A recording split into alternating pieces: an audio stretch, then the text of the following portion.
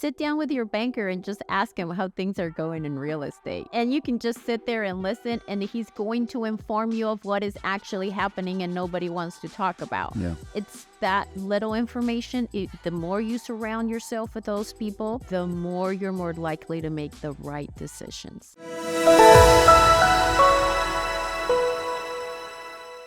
This is something I think is really important. I ask everybody. These questions do change, but this one I like to ask almost every time.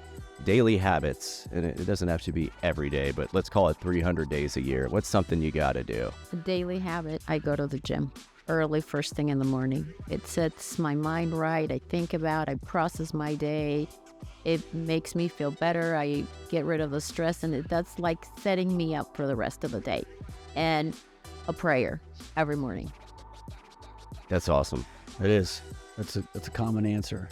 But Yes. it's funny how often you hear people give that answer. The successful people starting their day off with a good workout, getting their mind right, doing something that's hard. Doing something that is hard is so important because the hard things will come throughout the day.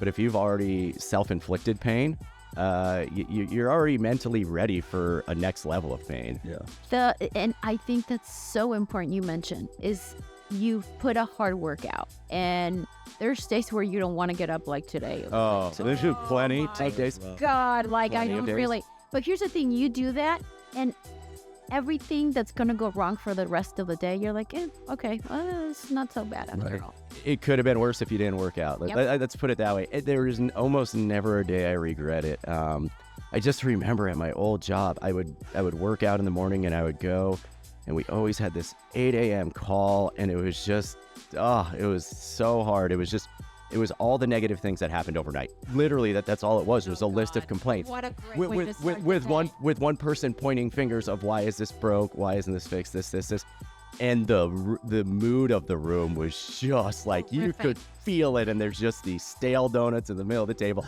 and I'd walk in jovial, still sweating, and just drinking a protein shake, laughing, making jokes, and it's just I stood out. I was that guy, so whatever. But you know what? It just didn't bother me. I was like, it's broke. That means there's an opportunity to fix it. Thanks for my job. Now I got a job. If it wasn't broke, then what am I doing here? Right. So, and I think it's just flipping that, and it allows you to like flip those decisions, just like I don't know. So, Chris. Oh, yeah. So next question here then. If you were starting from scratch, was it 20 years ago was the 9 unit or 7 unit? Sorry. You were starting from scratch right now. What's the first thing you would do to put yourself in the best position to succeed? I would surround myself with the people that know more than I do. Amen. Yep. Your lawyer, your CPA, your accountant, that banking business relationship, that mentor. I think one of the things that we think sometimes is that we have to reinvent the wheel. And I don't think you have to reinvent the wheel as much. You got to figure out what calls you, right? And because at that point, we don't know any better, surround yourself with the subject matter experts. Eventually, it'll come to you. What is it that calls you? What is it that you want to do? And by the way, those sources, they have a ton of information for you. I mean, your CPA is going to educate you. What are the ways for you to save money? How do you do a tax deduction? How do you do this? Sit down with your banker and just ask him how things are going in real estate. And you can just sit there and listen, and he's going to inform you of what is actually happening and nobody wants to talk about. Yeah.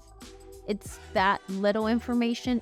The more you surround yourself with those people, the more you're more likely to make the right decisions. And the banker might send you a deal. I know I've had that before. Just like, hey, go look at this, and ended up flipping it. And it's like, oh, there was 20 grand right there. Thanks. I'm glad I took you to lunch. Absolutely. We've received investors from CPAs, Yeah. attorneys, deals. Yeah. You never know. It's a win-win situation, for sure.